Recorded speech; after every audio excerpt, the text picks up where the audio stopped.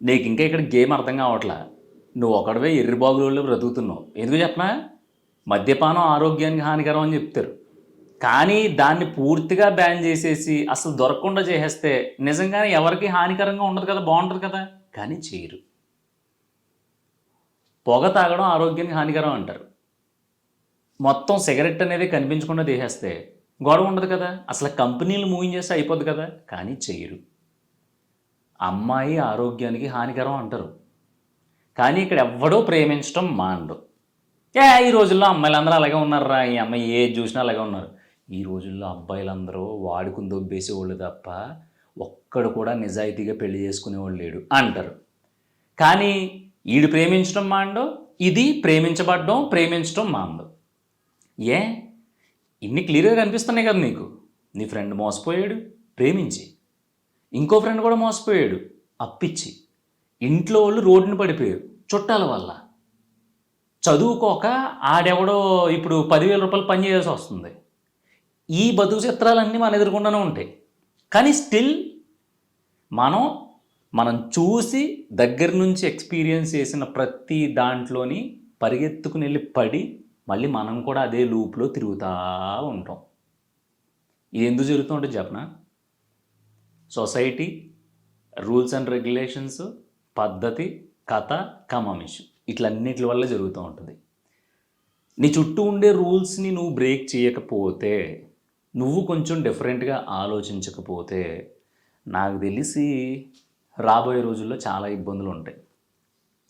ఎందుకంటే మనిషి ఎమోషనల్గా ఎప్పుడైతే వీక్గా ఉంటాడో, ఎమోషనల్గా ఎప్పుడైతే ఒకరికి బానిస అయిపోతాడో, ఎమోషనల్గా ఎప్పుడైతే ప్రతి ఒక్కరికి చులకనైపోతాడో, అప్పుడు ఆ లైఫ్ ఇంకా కిందికి వెళ్ళిపోతూనే ఉంటుంది.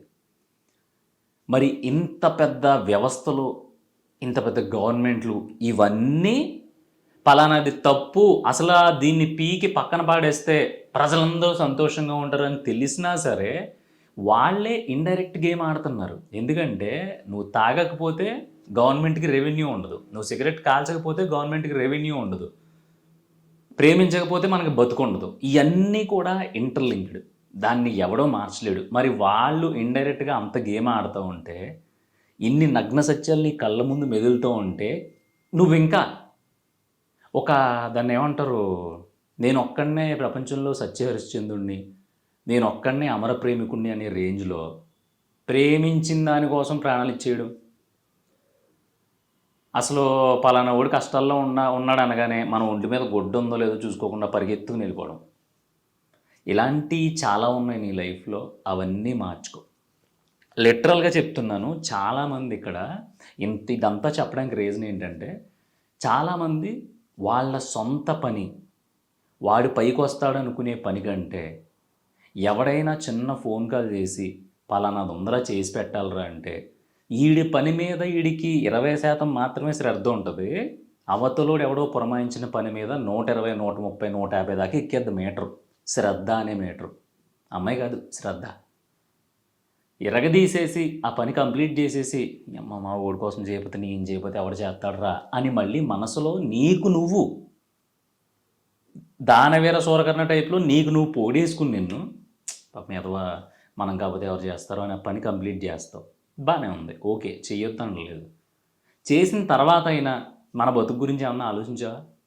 మనకు ఒక పని ఉంది, ఆ పని కంప్లీట్ చేస్తే మన బతుకు చాలా బాగుంటుంది. దాని మీద ఏమన్నా కూర్చున్నావా? కూర్చో. ఎందుకు కూర్చుంటావు? అది చేస్తే మళ్ళీ నువ్వు బాగుపడిపోతావు కదా. పైగా సాయంత్రం అయ్యేటప్పుడు సిచ్యువేషన్ వచ్చినప్పుడు దాన్ని ఏమంటారు, బోర్మని, ఏమ్మా మనం అందరికీ ఎరగదీసి సహాయం చేసేస్తున్నాం, అందరూ మన చుట్టూ మనల్ని వాడేసుకుంటున్నారు, కానీ స్టిల్ నేను మాత్రం ఎదుగు బతుకు లేకుండా ఉన్నానంటే అది నీ తప్పు. చెప్తున్నాం కదా, మద్యపానం ఆరోగ్యానికి హానికరం అని బొమ్మ వేస్తారు అంతే. ఆ మద్యాన్ని మాత్రం నిషేధించరు, దాని ప్రొడక్షన్ ఆపరు, దాని కంపెనీలు మూతయించరు.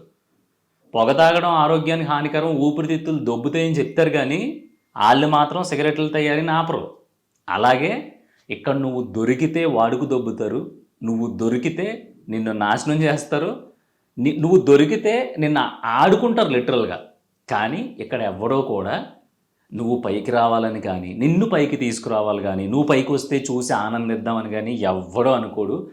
ట్రస్ట్ మీ, ఇది గవర్నమెంట్ వేసే మద్యపానం, ధూమపానం, గుట్కా యాడ్ ఎలాంటిదో, నువ్వు బతుకుతున్న నీ లైఫ్లో నీ చుట్టూ ఉండేవాళ్ళు నీ కోసం వస్తారు అనుకోవడం కూడా అలాంటి యాడే. నీకెందుకే మేము ఉన్నాం అంటాడు. కరెక్ట్ సిచ్యువేషన్ వచ్చినప్పుడు, రే ఇప్పుడేరా కొంచెం అదే అనుకున్నాను కానీ అవ్వలేదురా అంటాడు. ఏమో ఆడి పరిస్థితి బాగుందో లేదో పక్కన పెట్టేసాయి, కానీ నువ్వు నమ్మకం పెట్టేసుకున్నావు కదా. ఆడి తప్పు కాదు, నీ తప్పు. అదే నువ్వు వాడి మీద నమ్మకం పెట్టుకోకుండా నీ పరిస్థితి బాగున్నప్పుడు 10 రూపాయలు దాచుకుని ఉంటే ఈరోజు నువ్వు వాడిని అడగాల్సిన అవసరం రాకపోదును, ఆడు కాదని చెప్పడం వల్ల నువ్వు బాధపడాల్సిన అవసరం అంతకంటే రాకపోదును. మళ్ళీ ఇదిగో పలానా వాడు రేపు 10 ఏళ్ళు అడిగేసాడు, మొత్తం మునిగిపోయాడంటే, అప్పుల పాలు అడిపోయాడంటే, అడుక్కు తింటున్నాడంట అని చెప్పి ఊరంతా రాద్ధాంతం అవ్వకుండా కూడా ఉంది నువ్వు. అవునా కాదా? మరి ఇన్ని క్లియర్ కట్ స్వార్థ ప్రపంచం ఏంటి, అధికారులు, గవర్నమెంట్లు, వ్యవస్థలతో సహా ఇంత స్వార్థంతో కూడిన ప్రపంచం నీ ఎదురుకుండా ఇంత క్లారిటీగా బట్టలిప్పు నుంచుంటే నీకు మాత్రం కళ్ళు కనిపించట్లా. అబ్బా ఎంత అందమైన డ్రెస్ వేసుకుందో సొసైటీ అని చూసేస్తున్నాం. ఏం లేదు ఇక్కడ, చెప్తున్నాం కదా స్వార్థం. చెప్తున్నాను, మళ్ళీ చెప్తున్నా, తాగకపోతే రెవెన్యూ రాదు, ట్యాక్సులు రావు. సిగరెట్ కాల్చేవాళ్ళు లేకపోతే అసలు మొత్తం ప్రపంచాలు అతలాకుతలం అయిపోతాయి దేశాలు. అది కాకుండా టొబాకో గుట్కాలు అవి తినేవాళ్ళు లేకపోతే గోడలు, రైల్వే స్టేషన్లు, బ్రిడ్జ్లు అన్నీ ఆ ఉమ్ములతో కలర్ మారిపోవడం సంగతి పక్కన పెట్టేస్తే రెవెన్యూలు షేక్ అయిపోతాయి, జీడిపిలు కుదేలైపోతాయి. అంతే కదా. సో ఒక నైస్ కత్తి పొడిస్తే దిగినట్టు కూడా తెలియదు, చాలా రోజులు తెలుస్తుంది. అప్పుడు కూడా అంటారు, అప్పట్లో మనం చాలా యాడ్లు ఇచ్చాము, మాదక ద్రవ్యాల జోలికి వెళ్ళకండి, లేదు దానికి జోలి దీని జోలికి వెళ్ళొద్దని. వినలేదు, అది వాళ్ళ పొరపాటు. మా పొరపాటు ఏముంది, మేము తయారు చేస్తా ఉంటాం, తాగినోడు తాగుతాడు, తాగకుండా ఉన్నాడు ఇదిగో నీలా బాగుపడతాడు అని చెప్పి నీతులు చెప్తారు. జీవితంలో కూడా same as it is sync చేసుకో. జనం పిలిచిన వెంటనే ఓ గుడ్డ ఎత్తుకుని వెళ్ళిపోయాడు, ఇప్పుడు గుడ్డలు లేకుండా అయిపోయాడు. ఎవరు రెస్పాన్సిబిలిటీ దానికి? ఆడే. ఆ రోజు ఎన్ని మానేసి ఊళ్ళో అడుక్కోవడం మానేసి ఆడుకోవడం ఇడుకోవడం తిరగడం మానేసి ఓ 10 రూపాయలు పని చేసుకుని ఉంటే ఈరోజు పిల్లం బాగా పోషించుకుందిరా. ఆడేమో దేశం మీద పట్టుకుని తిరిగి ఆడి చేత ఈడి చేత పట్టుకుని తిరిగి పాడైపోతే మనమేం చేస్తాం? మంచోడైనంత మాత్రాన ఆడిడు కూడెడతాడు అనుకోవడం ఆడి తప్పు అంటారు. ఈ లిక్కర్ యాడ్, ఈ సొసైటీలో ఇప్పుడు చెప్పిన ఈ నగ్నత్వం, రెండు సేమ్ టు సేమ్ మక్కికి కనిపిస్తాయి. చాలా ప్రశాంతంగా కూర్చొని చూడు.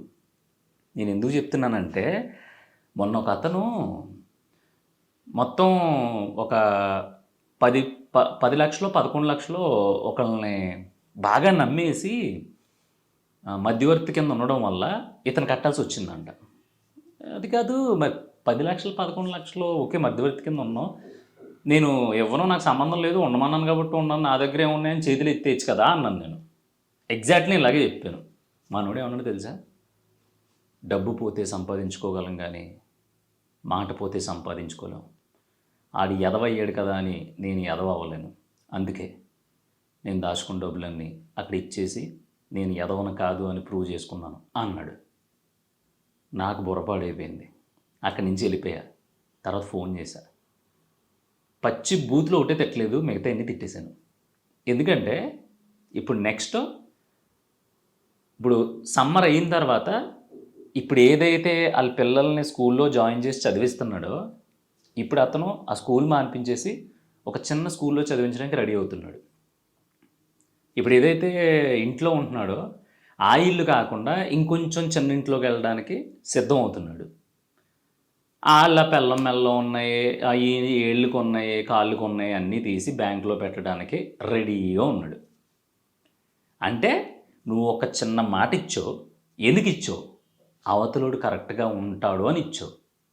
ఆడు కరెక్ట్గా లేడు, వీళ్ళు నీ మీద పడ్డారు. నువ్వేం చేయాలి? అట్లీస్ట్ బాబు నీ మధ్యలో ఉన్నాను, నా కర్మగా కలిపి నీ మధ్యలో ఉన్నాను, నాకు అంత ఓపిక లేదు, ఆడి 11 అన్నాడు కాబట్టి నేను 2, 3 ఇచ్చుకోగలను కానీ నా వల్ల అవదో, ఇంకా అది కూడా కుదరదు అంటే కనుక నా దగ్గర రూపాయి లేదు అని చేతులు ఎత్తేయాలంటే ఎత్తేయాలంతే. నువ్వు ఎందుకు వెళ్ళావు? దోల ఎక్కి మధ్యలో నుంచుని డబ్బులు కట్టడానికి వెళ్ళావా?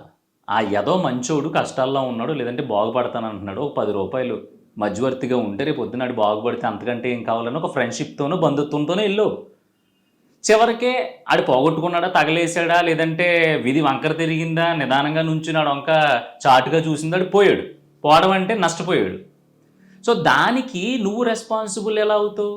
ఓకే, 11,00,000 ఏదో పోన్లే ఈడేమి ఎగ్గొట్టడో అనే కాన్ఫిడెన్స్తో ఉన్నావే అనుకో, నువ్వు ఆ మాటను పెద్ద వీరత్వం సూరత్వంలాగా పట్టేసుకుని 11,00,000 పెళ్ళం మెళ్ళలో ఈ పిల్లల చేతుల్లో అన్నీ తీసుకెళ్ళిపోయి వాళ్ళకి కట్టేసి నీ సంసారం రోడ్డుని పడేసుకున్నావు కదా, అది ఏమన్నా నువ్వేమనుకుంటున్నావు, గొప్ప అనుకుంటున్నావా? అది గొప్ప ఏం కాదు, వరస్ట్ లక్షణం.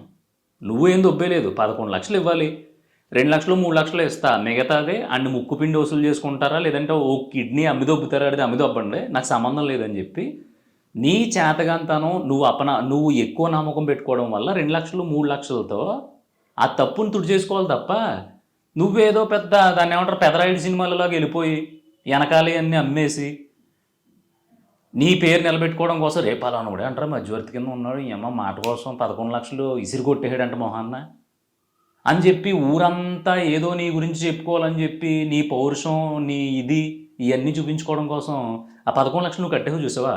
నీ అంత చేతగాని దద్దమ్మ ప్రపంచంలో ఎవడో ఉండదు.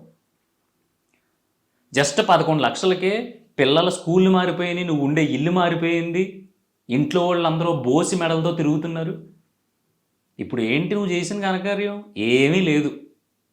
ఒక ట్యాగ్ కావాలి నీకు. ఆ ట్యాగ్ ఏంటంటే అసలాడు ఇచ్చిన మాటకే మధ్యవర్తిత్వంగా ఉన్నాడు, ఉండి అవతలోడు ఇవ్వపోయేసరికి ఇచ్చేసాడు అని సొసైటీ అంతా నీ గురించి చెప్పుకోవాలి. అందుకని చెప్పి నువ్వు మొత్తం ఉన్నదంతా ఊడిసేసి అడిగి 11,00,000 కట్టేసావు. ఇప్పుడు పిల్లలేమో తిండికైతే లోటు ఉండదు, కానీ మొత్తం లైఫ్ స్టైల్ పోయింది కదా. నేను నమ్ముకుని వచ్చి నువ్వేదో ఎరగదీసేస్తావు అనుకుంటే నువ్వెంత దేశాన్ని ఉద్ధరించే క్యాండిడేట్ అని తెలియక పాపం వాళ్ళు ఇప్పుడు బిక్కుమంటూ బ్రతకాల్సి వస్తుంది కదా. సో ఇది నీ తప్పు. నేనేం చెప్తున్నానంటే ఆ లిక్కర్ యాడ్ దగ్గర నుంచి మొదలుపెట్టి ఇక్కడ దాకా మనం ఎందుకు వచ్చామంటే బయట అంతా అలాగే ఉంది. మేము మోసం చేస్తాం కానీ ప్రస్తుతానికి మోసం చేయం. నెమ్మదిగా మా పరిస్థితి బాగాలేనప్పుడు, మాకు అవసరాలు తీరినప్పుడు అవతలోడి నెత్తి మీద చేయి పెట్టేస్తాం, కానీ మమ్మల్ని నమ్మండి. ఇది సొసైటీలో నడుస్తున్న యాడ్. మనకి కనిపిస్తుంది కానీ మనం గుర్తించలేని యాడ్.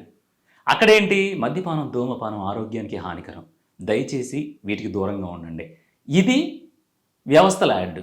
వాళ్ళేంటి బాబు మేము చీప్ అమ్ముతాము, తాగితే సరిగ్గా 2 సంవత్సరాలు చచ్చిపోయి మందు అమ్ముతాము, లేదంటే కొనాలంటే పెళ్ళం మెళ్ళలో పక్కింటోళ్ళ మెళ్ళలో అన్నీ లాక్కెళ్ళిపోయి అమ్మేసినా సరే కొనలేనంత గొప్ప మందు తయారు చేస్తాము. ఇవన్నీ తయారు చేసినా సరే నువ్వు కొనకూడదు, ఎందుకంటే అక్కడే కదా నువ్వు గొప్పోడు కాదు తెలుస్తుంది అని చెప్పి యాడ్ చేస్తారు వాళ్ళు.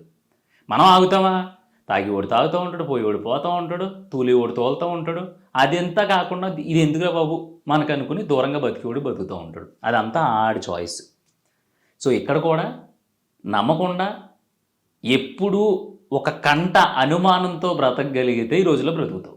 అనుమానంతో అంటే దొంగ చూపులని కాదు, ఎందుకు వీడితో మనకంత కరెక్ట్గా 100% నమ్మాలని లేదు అనే దాంతోనే బ్రతకాలి. దాంట్లో తప్పే ఉంది. నువ్వు అందరూ ఎదుర్కొన్న విషయం చెప్పట్లేదు కదా చాటింపేసి. మనసులో ఒక మనిషి మీద అనుమానంతో బ్రతకగలిగితేనే ఈ రోజుల్లో బ్రతుకుతారు. ఇది చెప్తే చాలామంది సో కాల్డ్ మంచోళ్ళు ఏమంటారు తెలుసా, అసలు అంత అనుమానంతో ఎలా బ్రతుకుతావు, అసలు పక్క సాటి మనిషిని నమ్మవా అంటే అలా నమ్మే అక్కడెక్కడికో పాపం వెళ్ళి అందరూనే బాగా బాగుంది కొండల మధ్యలో, ఇది మనదే, మన ఏరియా కదా, సరదాగా ఇల్లు వద్దామని ఇల్లు వస్తే రండి ఇక్కడ చాలా ప్రశాంతంగా ఉంటుందని గుర్రాలు ఎక్కించుకుని మరి తీసుకెళ్ళి అక్కడ అంత పెద్ద ఇన్సిడెంట్ జరిగింది. పేర్లు చెప్పకపోవడానికి రీజన్ ఏంటంటే యూట్యూబ్ దాన్ని యాక్సెప్ట్ చేయట్లేదు కాబట్టి. సో ఎక్కడ బ్రతికినా ఎలా బ్రతికినా సరే ఒక కంట అనుమానంతో బ్రతకకపోతే నువ్వు రోడ్డుని పడిపోతావు. ఎందుకంటే ఇక్కడ ఎవడో డైరెక్ట్గా ట్యాగ్ వేసుకుని తిరగడం, నేను ఎలా మోసం చేస్తా, నేను అది చేస్తా అని. అందుకని పక్కోళ్ళ పనులు, పక్కోళ్ళ వ్యవహారాలు, పక్కోళ్ళ బాతాకానీలు, పక్కోళ్ళ లొకలొకలో, పక్కోళ్ళ గిల్లుకోవటాలు, పక్కోళ్ళ అయ్యి పక్కన పెట్టేసి అసలు నువ్వేం చేద్దాం అనుకుంటున్నావో దాంట్లో బ్రతుకుతా వెళ్ళిపోయావు అనుకో, హ్యాపీగా ఉంటావు. దేంట్లో నీ ఏలు పెట్టుకో. ఒక ఇద్దరు మనుషుల మధ్యలో ఒప్పందాల మధ్యలో అసలే దొరకు, ఇంకోటి ఏంటంటే అసలు ఈయన్ని ఈయన్ని పట్టుకుంటే మన లైఫ్ సెట్ అని ఎప్పుడైనా ఏమన్నా నమ్మేమంటే అక్కడితో నీ పతనం మొదలైపోయింది, ఫిక్స్ అయిపో. ఈ రోజు కాకపోతే రేపు రేపు కాకపోతే ఎల్లుండే, ఈ సంవత్సరం కాకపోతే 5 సంవత్సరాల తర్వాత ఆడు నిన్ను ఖచ్చితంగా నట్టేట్లు వదిలేకపోతే 5 సంవత్సరాల తర్వాత కూడా నేను ఇలాగే మాట్లాడుతూ ఉంటాను నీతో, అప్పుడు మాట్లాడుకుందాం.